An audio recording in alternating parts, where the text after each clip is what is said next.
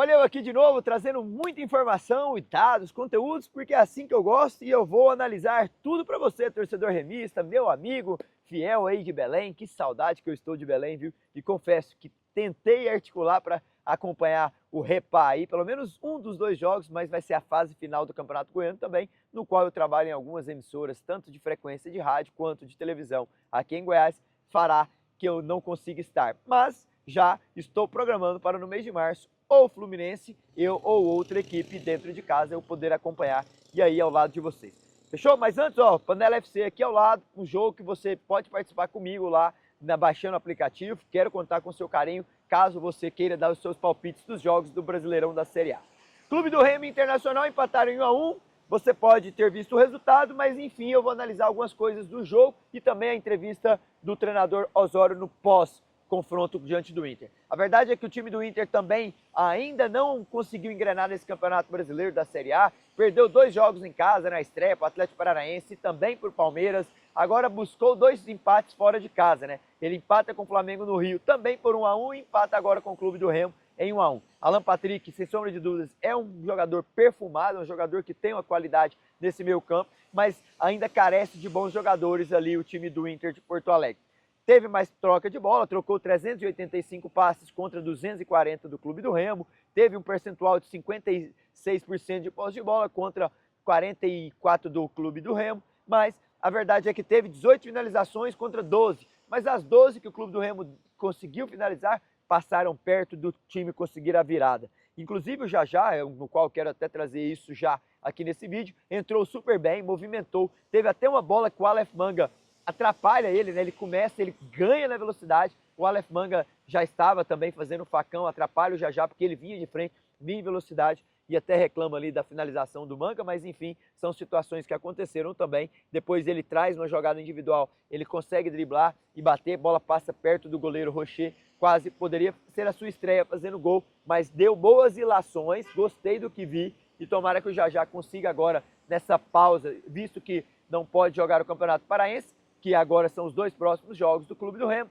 que terá pela frente dia 1º de março, num domingo, e no outro domingo, dia 8, no Dia Internacional da Mulher, o seu maior rival na decisão do título paraense. E depois disso vai vir Fluminense em casa e Coritiba fora, né? Coritiba e Flamengo na sequência. Serão 2 jogos fora de casa, pós-Fluminense dentro do Mangueirão. A verdade é que o Clube do Remo, até o momento, em 4 jogos, 12 pontos disputados, ganhou apenas 3, os frutos dos 3 empates contra Mirassol, Atlético Mineiro e também contra o Inter e perdeu na estreia contra o Vitória.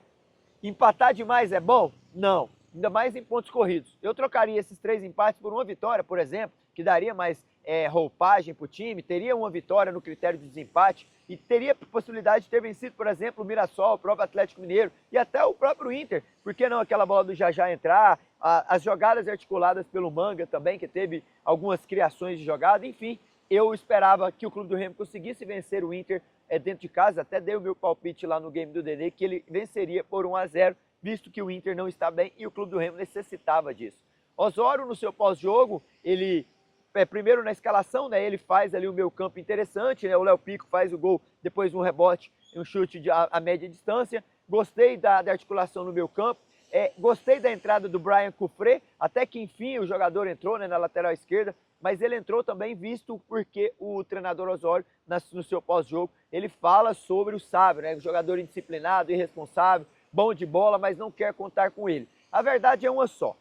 Não sei o que se passou para ele tecer esse tipo de comentário, não quero defender o Sábio, mas o Sábio tem uma história com a camisa do Clube do Remo, preciso me antenar dos fatos em si, para defender uma parte ou outra. A verdade é que eu senti que ele já está falando até de um jogador que pode chegar, que é o Chamba, que joga no Casa Pia, alto, de estatura, canhoto e que defende pelo setor esquerdo. Ele traz isso à tona, remete a 98 a seleção da França, remete a 2010 a seleção da Espanha, que foi campeã com um zagueiro jogando pelo setor esquerdo. Não um lateral de ofício, mas um zagueiro que tem estatura, tem posicionamento defensivo. Então ele já começa a mostrar de fato que quer contar com o Chamba, que é canhoto, é alto e joga por ali. Então ele consegue mostrar para mim já claras ilações de que vai querer contar com um zagueiro pelo setor esquerdo do campo, né? Um zagueiro que vai saber sair jogando, mas mais do que isso, tem jogo aéreo bom, tem um sistema defensivo interessante, e tanto é que ele remete a 2 grandes seleções europeias e mundiais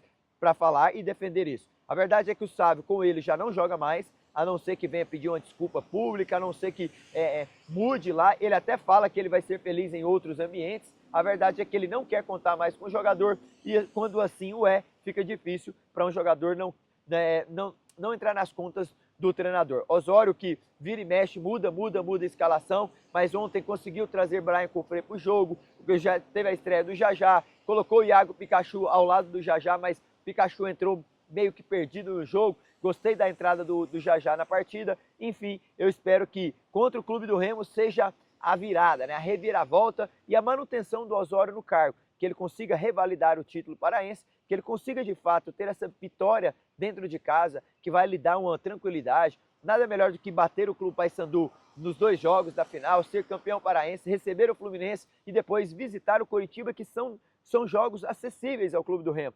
Fluminense bom time, é verdade, tem um bom elenco, mas dentro de casa no Mangueirão, o Clube do Remo tem que se impor, tem que sentir a adrenalina da torcida, tem que demonstrar que no pós-campeonato paraense, o pós-título, quem sabe, ele venha forte para o Osório ganhar mais credibilidade, ganhar mais roupagem de fato e acreditar no trabalho dele, né? Ele tem que bater no peito. Em vários momentos do jogo, eu pude acompanhar o Osório sem saber às vezes o que fazia, sem saber de fato o que ele poderia agregar ali àquele time. Eu espero mais do Osório, eu quero mais lucidez nas suas decisões para que ele consiga. E nada melhor do que essas lucidez vir com vitórias, né? E tomara que já venha aí no jogo diante do Paysandu, que é o maior rival, revalidando o título do Campeonato Paraense e que assim seja. Porque aí depois, na sequência, nessa transição no mês de março, será importante nos jogos Fluminense em casa, Coritiba, Flamengo fora, dá para o Clube do Remo perfeitamente amealhar pontos e subir da 15ª posição para cima, algo que incomoda, tá ali naquela meio de tabela, mas sempre olhando um pouco para baixo.